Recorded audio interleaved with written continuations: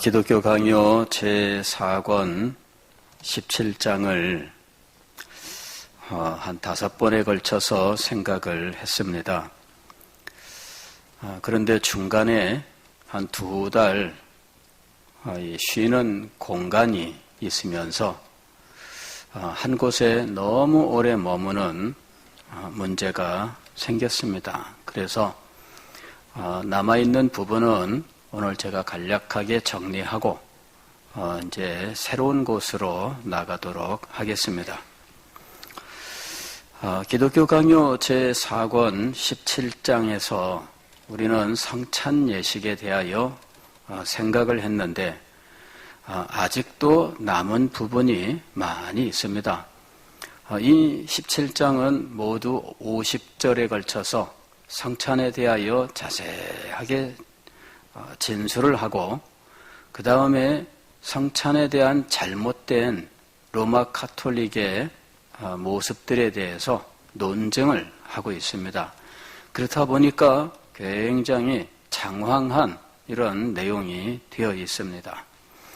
자, 남아있는 부분은 어떤 내용이냐면 성찬은 순결하고 거룩한 생활을 위하여 제정하신 의식일 뿐만 아니라 사랑과 화평을 권장하기 위해서 제정된 것이다 라고 이야기합니다. 다시 말씀을 드리면은 성찬 예식에 참여할 때 우리는 우리의 순결함과 거룩함을 준비하기 위하여 회개하고 하는 이런 일들도 필요하지만 교회 공동체 안에서 사랑으로 연합하는 일이 있어야 한다 하는 것이죠. 그리고 성찬에 참여함으로 우리 모두가 그리스도 안에서 한 형제와 자매라고 하는 사실, 한 몸을 이루고 있다는 사실, 서로 사랑해야 한다 하는 것을 깨닫고 사랑의 공동체를 이루어야 한다는 것이죠. 두 번째로는 말씀 없이 성찬 없다라는 것입니다.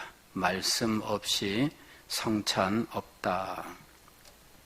칼빈은 성찬 예식에 대해서 어떤 순서로 성찬식을 거행할 것인가에 대하여 말씀하고 있는데 오늘날 우리가 행하고 있는 성찬 예식의 모습은 기독교 강요에서 칼빈이 가르쳤던 내용을 그대로 따르고 있습니다.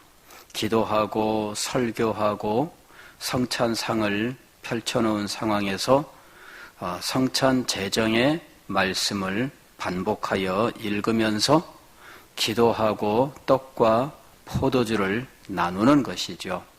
그리고 다 끝난 다음에는 권면의 말씀을 하고 마치게 되어 있습니다. 이것은 오늘날 우리가 행하는 성찬 예식의 순서와 동일한 것입니다. 우리가 행하고 있는 이 성찬식은 칼빈의 기독교 강요에서부터 나온 것이에요. 자, 그런데 여기서 우리는 이 칼빈이 말씀 없이 성찬은 있을 수 없다라고 말하는 것을 알아야 돼요. 왜 이런 말씀을 했느냐 하면 첫째로는 이 성찬이 단지 그 요소가 신비한 것이 되는 어떤 미신적인 것이 되어서는 안 되기 때문입니다. 성찬은 언제나 믿음으로 참여해야 유익을 얻게 되어 있는데 이 믿음은 성찬에 대한 진리를 깨달아 아는 데서부터 출발하는 거예요. 성찬이 담고 있는 십자가의 진리에 대하여 알지 못하고 단지 떡과 포도주만을 먹고 마신다면 몇 그램의 탄수화물과 당분을 섭취하는 것 이외에 아무런 유익이 없다 하는 것이죠.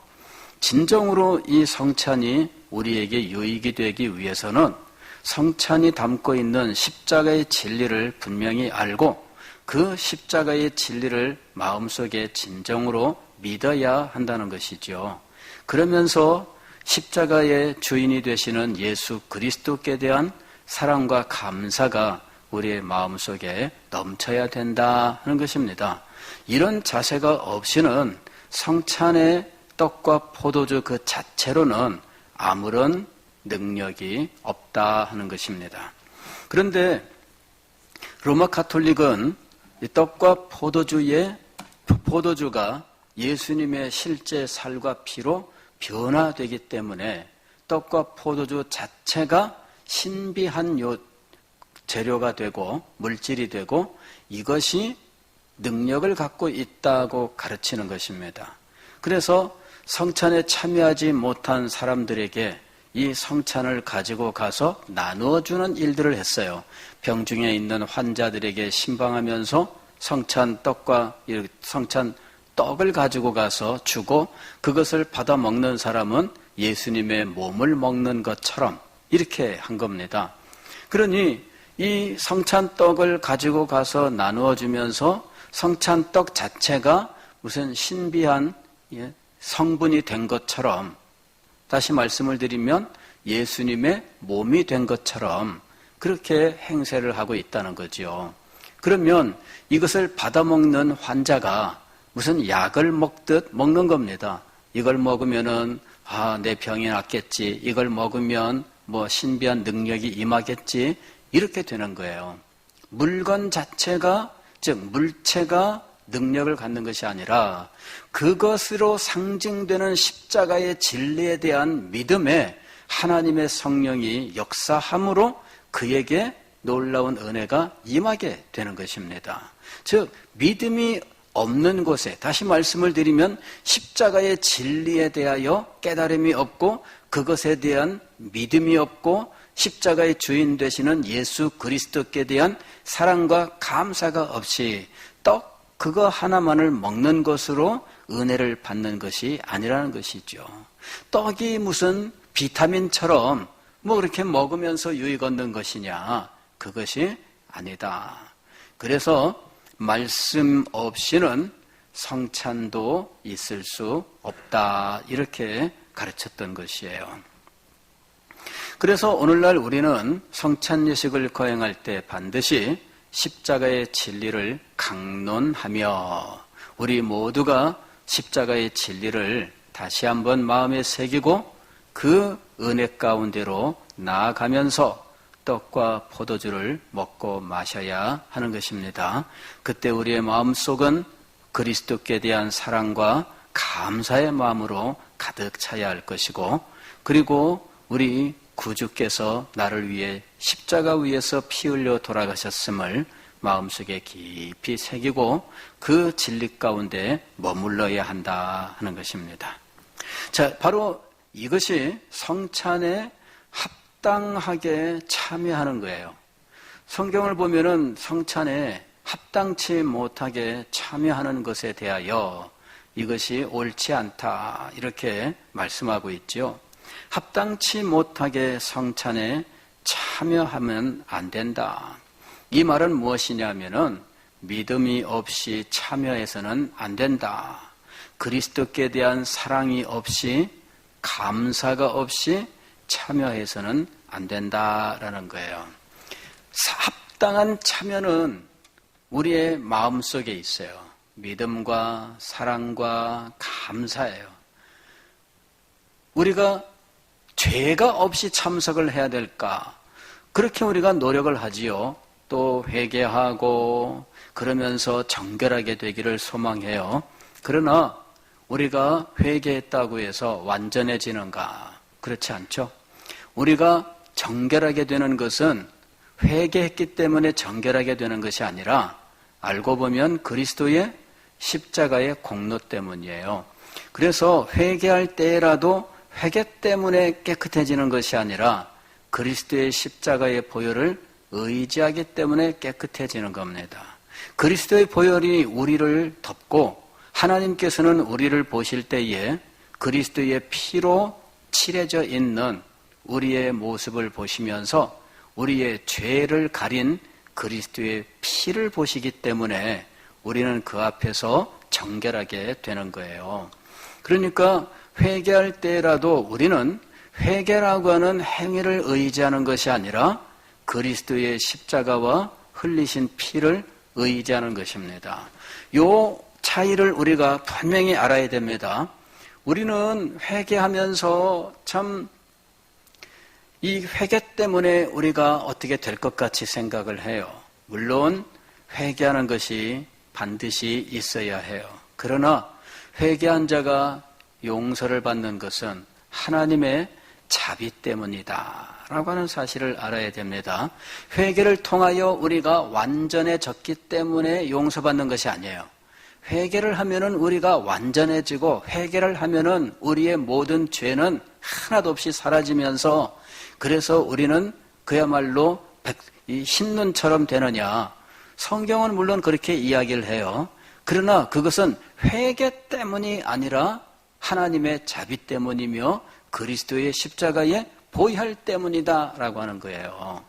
그 사실을 우리가 분명히 알아야 돼요. 그래서 우리는 회개라고 하는 자기의 행위를 의지하지 아니하고, 우리가 어떤 회개를 했든지 어느 정도 자기의 몸을 상하게 할 정도의 어떤 대단한 일을 했다 할지라도 그것 자체가 우리의 죄를 용서하는 것은 아니라는 거죠.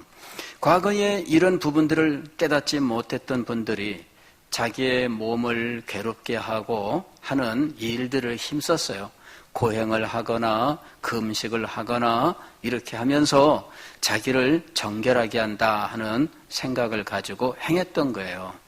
그런 것들이 그의 마음에 영향을 주고, 그래서 세상에 대한 욕심도 제거하고 하는 면에서 도움을 주는 것은 사실이지만, 실상은 그것 자체가 이교의 습관, 관습을 가지고 온 것에 불과한 거예요.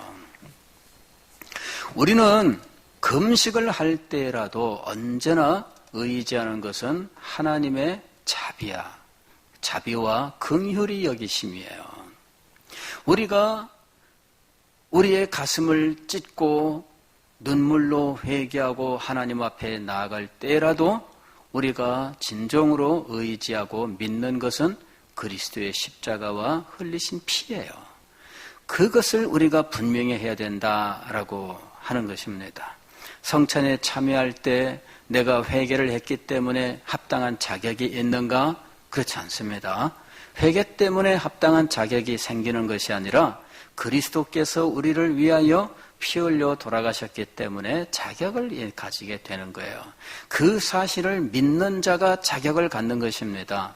그리고 그 사실을 믿는 자는 우리를 위해 십자가에 매어 달리시고 피 흘려 돌아가신 우리 구주를 사랑하고 그분께 감사할 수밖에 없는 거예요.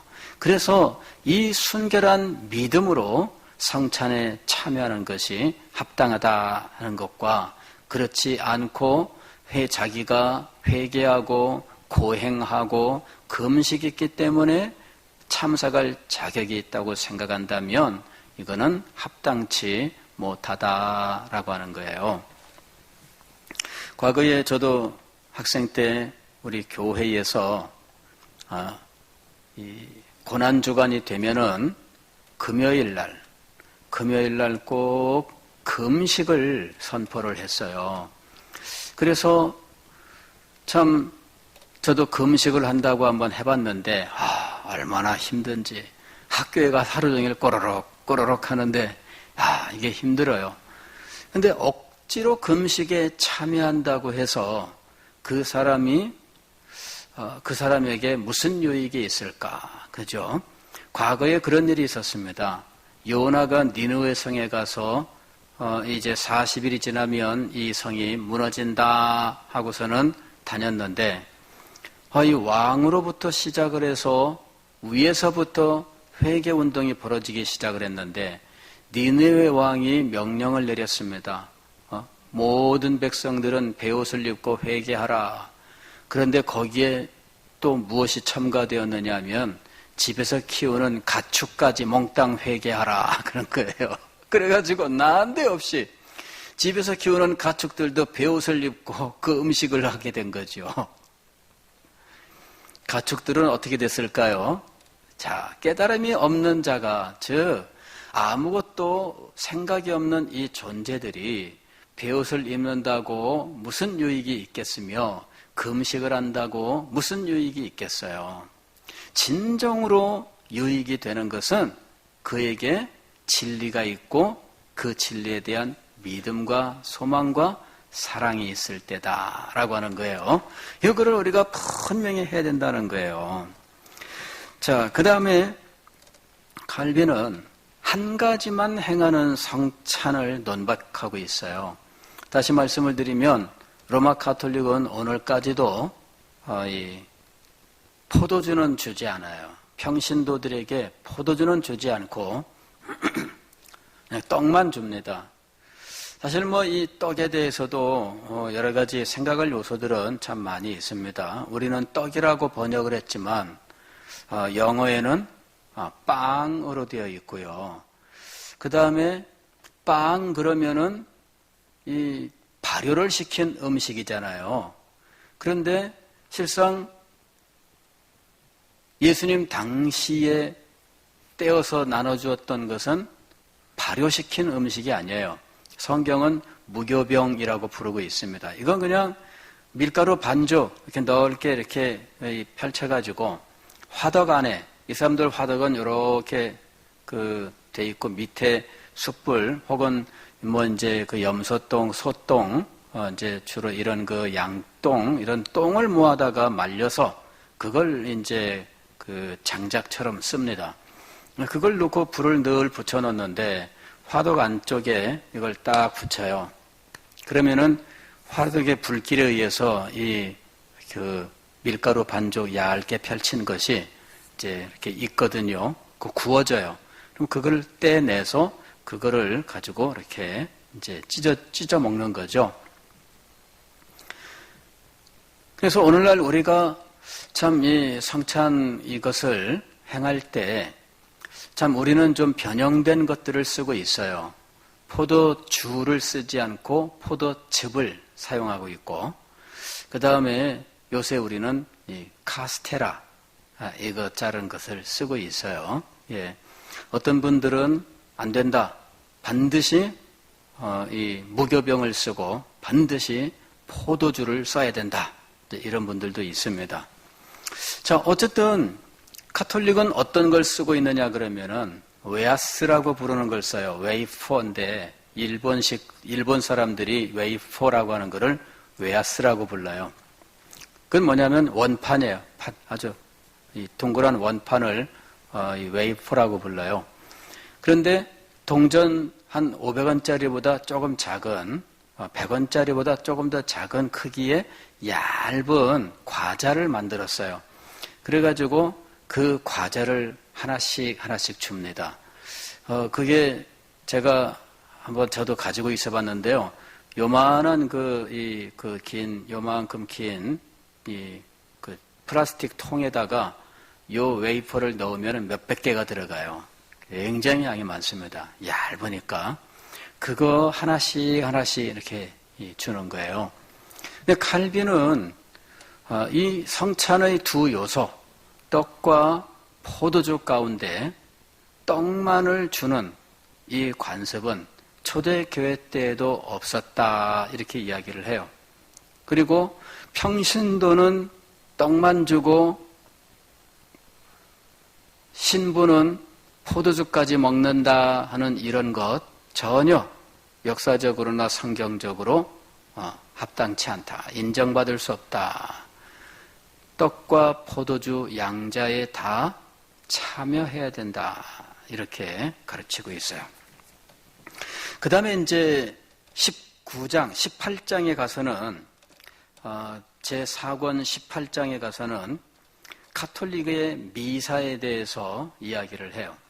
가톨릭의 미사는 성찬을 더럽히고 말살하는 모독적인 행위이다. 이렇게 이야기를 합니다. 왜냐하면 미사라고 하는 것 자체가 이게 죽음을 기념하는 거예요. 죽음을 기념하는 제사입니다. 그래서 이 죽음을 기념하는 제사 행위로서 진행되고 있는 성찬, 이게 미사입니다. 그래서 이 그리스도는 영단번에 자기의 생명을 들여서 이 제사를 완성하셨어요. 그래서 그리스도의 십자가 위에서 드렸던 이 화목제 이외에 또 다른 제사가 드려질 필요도 없고 혹은 모든 미사 속에서 다시 이런 제사가 반복될 필요도 없는 거예요. 예수님께서 매번 이 미사 드릴 때, 미사할 때 그 떡과 포도주에서 예수님의 실제 살과 피로 변화되는 이런 일들을 통해서 예수님이 제사 제물이 되어야 하느냐, 그렇지 않다는 거죠. 오늘날 우리가 이 교회를 어떤 분들은 제단이라고 부르잖아요. 우리 서대신 제단에. 근데 우리는 그 용어를 합당치 않다 이렇게 가르칩니다. 우리는 제단이 없어요. 우리는 무엇만 있느냐 하면 강단만 있습니다. 강단. 즉 우리는 예배 드릴 때에 제단으로서 제단을 차려놓고 예배를 드리지 않고 강단을 통해서 예배를 드리고 있습니다. 즉 말씀 중심의 예배를 드리고 있는 거예요. 그런데 가톨릭은 제사 중심의 예배를 드리고 있는 거예요. 그래서 거기는 올터라고 하는 이 제단이 있어요. 그리고 제단과 성도들의 좌석을 분리합니다. 그래서 여기 난간이 있습니다. 난간이 있고 난간 밖에와 난간 안쪽이 있습니다. 평신도들은 난간 안쪽으로 들어올 수가 없어요. 그래서 이 포도주 잔 여기 있는데 평신도들한테는 포도주를 주지 않습니다. 자, 이런 그 예배의 형식이 합당치 않다라고 하는 것이죠. 우리는 이 난간을 통해서 평신도들과 성직자를 구분하는 이러한 교회 어떤 그 내부 구조 이런 것들을 모두 다 버렸어요. 이거는 더 이상 유지하지 않습니다. 그런데 일부 교회에서 여전히 제단이라고 부르는 이런 일들이 있다는 거예요. 제단이 있다는 말은 제사를 드린다는 말인데 우리는 그런 제사를 드리지 않습니다. 우리는 하나님 앞에서 하나님께 찬양하고 하나님의 말씀을 듣는 이 말씀 예배를 드리고 있다는 것입니다. 그래서 강단 중심이에요. 그 다음에 이제 우리 보수적인 교회가 오랫동안 가지고 있었던 관습, 지금 오늘날도 일부 교회가 강조하고 있는 관습 중에 하나는 이 강단을 구분하는 거죠. 윗강단과 아랫강단을 구분하는 일들이 있었습니다. 그래서 윗강단에는 목사님과 장로님들만 올라가고 이 위에는 안수 집사님들도 못 올라오고 더군다나 여자들은 웬 말이냐 이렇게 되는 거죠. 저도 이제 어릴 때부터 그렇게 배웠어요. 서울의 어느 교회에 이렇게 이제 이 부목사로 제가 섬길 때 그때 이제 헌신 예배가 되었는데 여전도의 헌신 예배예요. 그런데 그 교회는 이제 여전도의 헌신 예배 드릴 때에 이 회장이 사회를 볼 때 그 소위 말하는 윗강단에 올라가서 사회를 봤어요. 근데 저는 그게 간지 얼마 안 되고 몰랐습니다. 근데 이제 알았으면 자기들이 해온 대로 하면 되는데 후득불 와서 물어봐요. 그래가지고 이 윗강단에 올라가면 안 되고 그랬더니 이제 아래서 사회를 본 거예요. 그랬더니 갑자기 교회가 난리가 났어요. 왜 이 윗강단에서 사회를 안 보고 아랫강단에서 사회를 봤나? 장호영 목사님이 그렇게 하랬다 이렇게 된 거예요. 그래가지고 갑자기 제가 역적이 돼버렸어요. 알고 보니까 그 교회는 윗강단 아랫강단 구분 없이 그냥 예배를 드릴 때 사회를 보는 경우에 와서 그 사회를 보는 그런 교회였던 거죠. 근데 저는 어릴 때부터 윗강단 아랫강단 이런 것만 보고 자랐기 때문에 그리고 지금도 그런 교회들이 있어요. 그래서 그렇게 했다가 우리 교회는 그렇게 안 하는데 장호영 목사님이 막았다 이렇게 돼가지고 막은 게 아니라 와서 물어보길래 저는 당연히 그런 줄 알고 말했는데 그게 아니었어요. 그때 저도 이제 깨달은 거죠. 교회 안에서 윗강단 아랫강단 이것이 사실은 성경의 가르침이나 교회의 역사와도 맞지 않는 거구나라고 하는 사실을 알게 된 거예요. 따져보면은 윗강단, 아랫강단 이중으로 되어 있는 교회는 한국 교회밖에 없는 것 같아요. 그게 참 신기해요. 외국에 가보면은 교회 강단은 하나밖에 없어요. 예. 근데 한국 교회에 오게 되면은 또 강단이 사회단과 또 설교단 두 개로 나뉘어진 교회들도 있죠. 통합측이나 이런 감리교 같은 데 가보면 두 군데 있어요. 이래가지고 사회자와 기도는 이쪽 편에서, 설교자는 이쪽 편에서 이렇게 각각 따로 이용하고 하는 강도 따로 있다는 말이죠. 그런 것들도 사실은 좀 낯선 겁니다. 오늘 우리는 우리가 하나님을 예배하는 것과 관련되어서 교회의 인테리어까지도 사실은 영향을 받고 있다라고 하는 걸 알아야 돼요. 우리는 이것을 바르게 회복을 해야 됩니다. 우리가 회중석과 이 제단이라고 부르는 것을 구분하는 난간을 모두 제거한 것처럼 강단도 윗강단, 아랫강단이 있어가지고 신분에 따라서 이용할 수 있는 것이 제한된다는 이런 것들은 우리가 따를 필요가 없는 거예요. 과거에 이런 일이 있었어요. 지금도 일부에서 그런 식으로 행하고 있는지 모르겠지만 그 서울의 그 삼성그룹 그 본사 건물이 있었는데 회장님이 이용하는 엘리베이터 따로 있는 거예요. 이래가지고 회장님이 이용하는 이 엘리베이터까지는 양탄자를 쫙 깔아가지고 거기는 이분이 전용 엘리베이터예요. 딴 사람들은 못 타요. 근데 그건 과거에는 많이들 그랬습니다. 과거에는.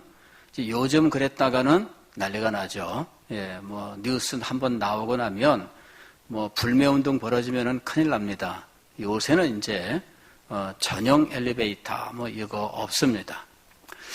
근데 그런 그 신분제에 대한 그런 것들이 우리나라 사람들에게 굉장히 오랜 세월 동안 작용하고 있었어요.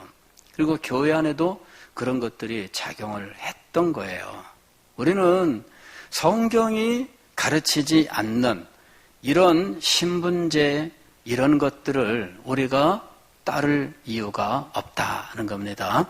이건 우리의 문화 속에서 유교 문화라든지 이런 것들 혹은 어떤 군왕제, 즉 이 왕이 있는 이런 나라에서 진행되는 이런 그 것들을 우리가 무비판적으로 받아들이면은 안 된다 하는 거예요.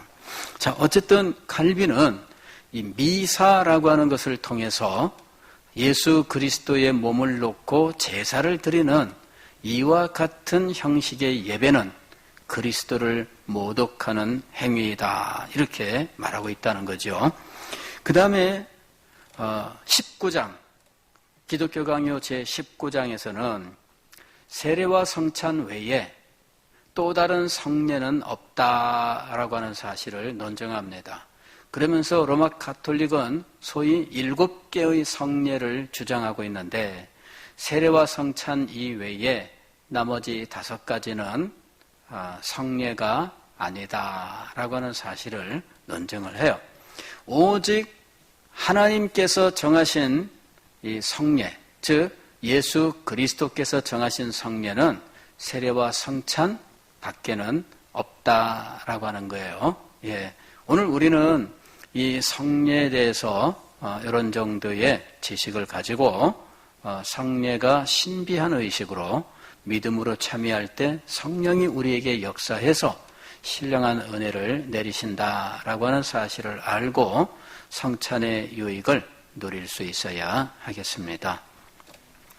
자, 이제 제20장 기독교 강요 제일 마지막 장으로 넘어갑니다. 예, 이제 한 2-3번만 하면은 기독교 강요 이제 모두 끝납니다.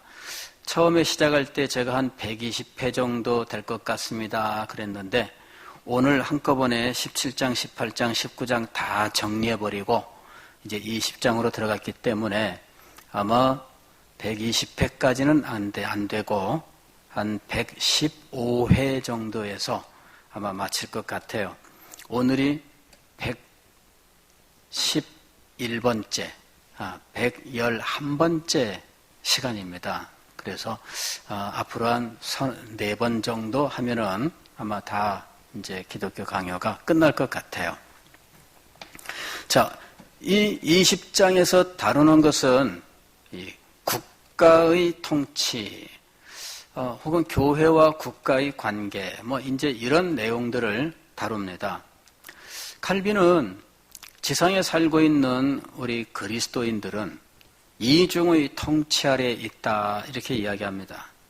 하나의 통치는 우리의 영혼과 관련된 것인데 우리 속사람에 대한 통치예요. 이는 그리스도께서 성령으로 말미암아 진리로 우리를 통치하시는 것을 말씀합니다. 이건 우리의 영혼에서 이루어지는 거예요.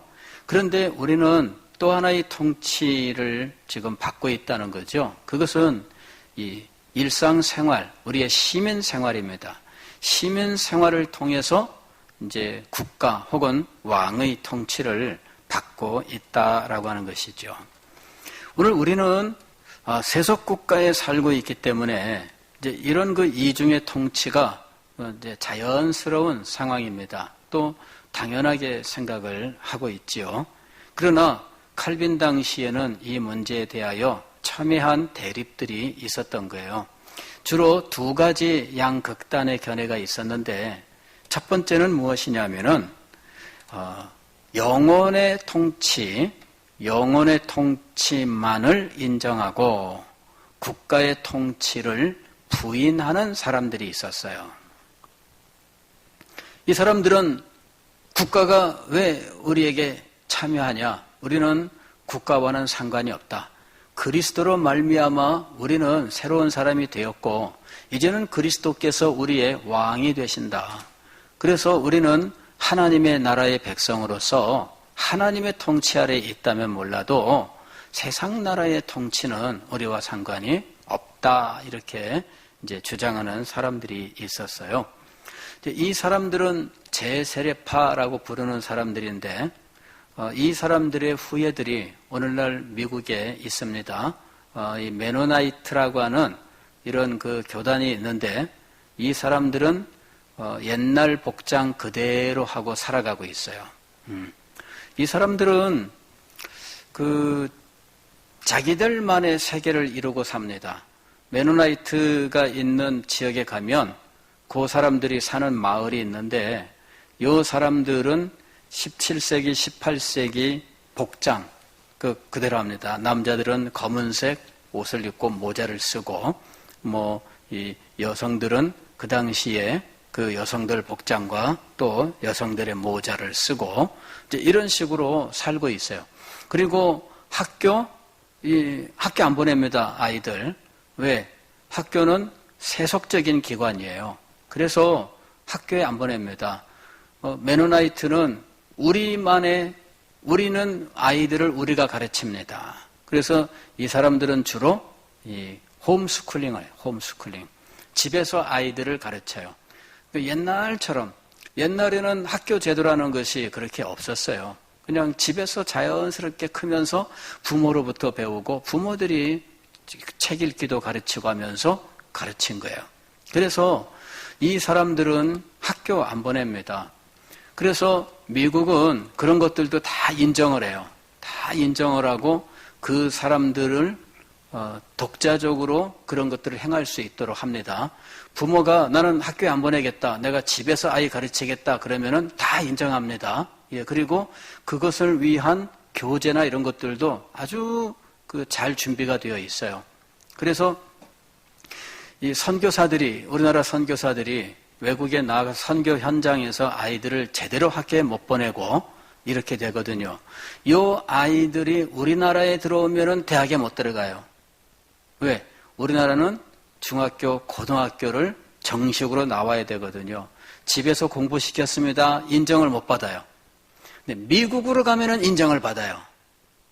그래서 선교사들 자녀들이 미국에 공부하러 많이 갑니다. 이유는 유학하기 위해서 가는 것이 아니고 그렇게밖에는 갈 길이 없으니까. 선교사들이 정식으로 학교 과정을 다 보내려고 하면 감당할 수가 없어요. 왜냐하면 국제학교에 보내면은 자기가 받는 선급이 학비로 다 내야 되거든요. 그러니까 공부를 못 시켜요. 결국은 이 홈스쿨링이 활발하고 국가에서 보호하고 있는 이 미국으로 이 대학 진학을 많이 할 수밖에 없어요. 자, 어쨌든 이 메노나이트도 그래서 지금까지 독자적인 삶을 살아요. 심지어는요, 이 사람들은 전기도 안 받아. 전기도. 왜? 국가에서 생산하고 관리하고 하는 이 전기 우리는 안 받습니다. 그래갖고 전기도 안 받아요. 전기는 없느냐? 있긴 있어요. 있긴 있는데 자기들이 자가 발전하는 발전기가 있어요. 굉장히 낡은 시설이죠. 그리고 전구 같은 거, 공업시설, 그런 물품들, 공산물들 외부에서 안 받아요. 자기들이 다 만들었어요.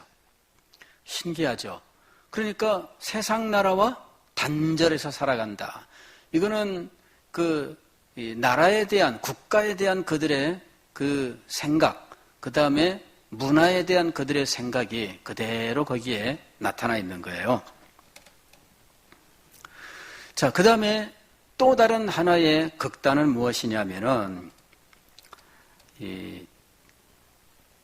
왕은 하나님께서 세운 존재이다라고 하는 거예요. 왕이 하나님께서 세운 존재이기 때문에 교회도 왕에게 복종해야 된다라고 하는 거죠. 이것이 또 다른 극단이에요. 이제 이 주장은 이제 왕권 신수설이라고 하는 주장으로 이제 나타납니다. 왕권 신수설. 이건 뭐냐면 왕권은 신수, 하나님이 주셨다라고 하는 거죠. 그런데 이 왕권 신수설은 교회에 대한 왕의 통치까지 하나님이 주셨다고 주장을 하는 거예요. 그러니까 교회도 왕에게 순종해야 된다라고 하는 것이죠. 왕이 교회의 성직자들을 임명하고 파견하고 뭐 이렇게 권한을 가지고 있는 거예요. 그래서 과거에 왜 우리나라 그 행정자치부 옛날에 내무부에서 왜 동장까지 다 임명을 했잖아요.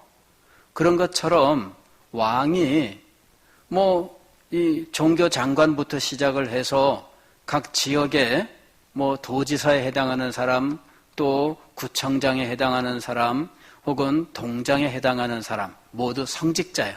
성직자도 계급이 있고 그 계급에 따라서 각자 맡는 역할이 다르고 그 교회들이까지 다 왕이 발령을 내는, 실제로는 이제 왕이 직접 발령 내는 것이 아니라 자기 밑에 이 모든 일을 담당하는 대주교를 두고 그 대주교가 그 일들을 감당하는 형태지요. 그러나 대주교 위에 모든 교회의 머리로서 누가 존재했느냐 하면 왕이 존재를 한 거예요.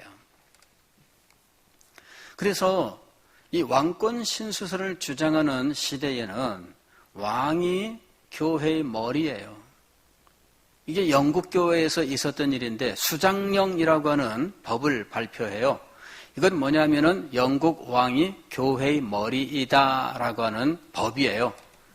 그래서 여기서 주장하는 그들이 이렇게 왕이 교회의 머리라고 하는 이 주장은 하나님께서 왕권을 주셨고 왕에게 그 통치권을 주셨기 때문이다라고 주장한 거죠. 그러나 이것도 사실은 성경의 지지를 받는 입장은 아닙니다. 오늘 우리가 로마서 13장을 읽었잖아요. 여기 보면은 1절에 이렇게 되어 있습니다. 각 사람은 위에 있는 권세들에게 복종하라.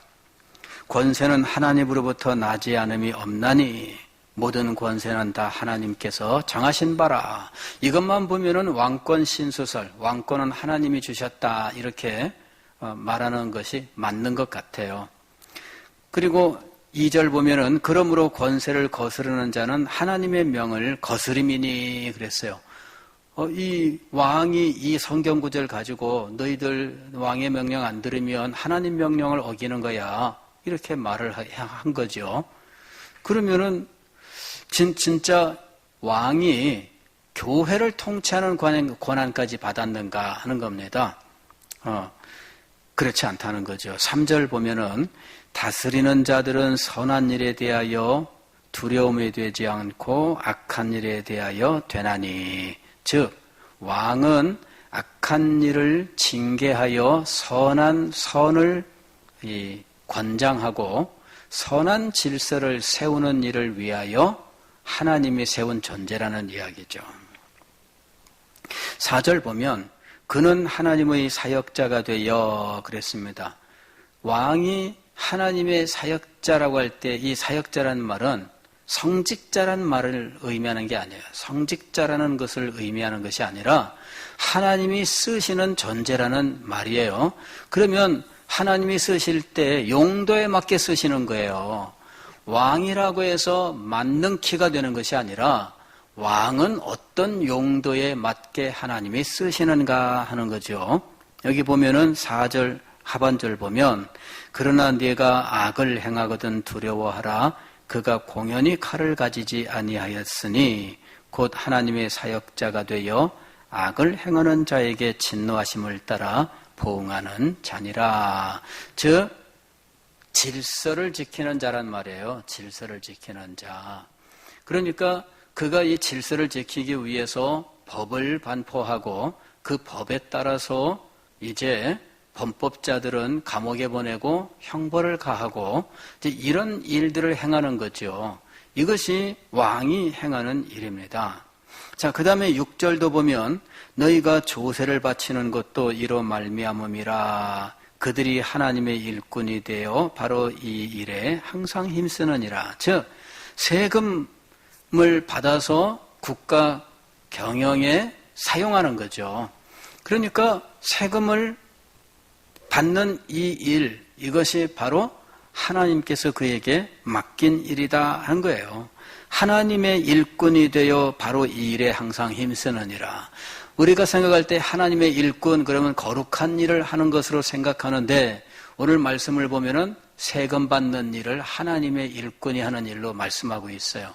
이게 무엇이냐면은 세상 나라의 이 질서는 하나님께서 세우신 것이며 왕이 그 질서를 위하여 하나님께 세움받은 사역자다라는 이야기예요. 그래서 우리는 이 세상을 살면서 왕이 혹은 국가가 하나님이 세우신 이 질서를 이루기 위해서 세워진 기관이다라고 하는 것을 알고 그 기관이 맡은 일을 행할 때 그 일에 우리들은 따라야 된다는 이야기예요. 7절 보면 이렇게 되어 있죠. 모든 자에게 줄 것을 주되 조세를 받을 자에게 조세를 바치고 관세를 받을 자에게 관세를 바치고 두려워할 자를 두려워하며 존경할 자를 존경하라. 즉 세상 나라는 바로 세상의 질서를 위하여 하나님께서 세워놓으신 기관이며 그것을 위하여 왕이나 혹은 통치하는 이 행위를 위임받은 대통령이 이 일을 행하고 있다는 거죠. 그럴 때 이 사람들이 그 일을 행한다면 우리는 그 일에 복종하는 거예요. 그러나 우리의 근본적인 시민권은 어디에 있어요? 하늘에 있는 거죠. 세상 나라는 우리의 육신의 삶을 위하여 질서를 유지하기 위하여 하나님이 세워놓으신 거예요. 그래서 우리는 이중의 통치 아래 있다라고 말씀을 하는 겁니다. 이 이중의 통치 아래 있다는 사실을 알고 영적으로는 그리스도의 영적 통치에 순복하되 하나님이 세상의 질서를 위해 세워놓으신 통치자들에게 순복함으로 세상의 질서를 이루는 자들이 되어야 한다 하는 것입니다. 기도하겠습니다.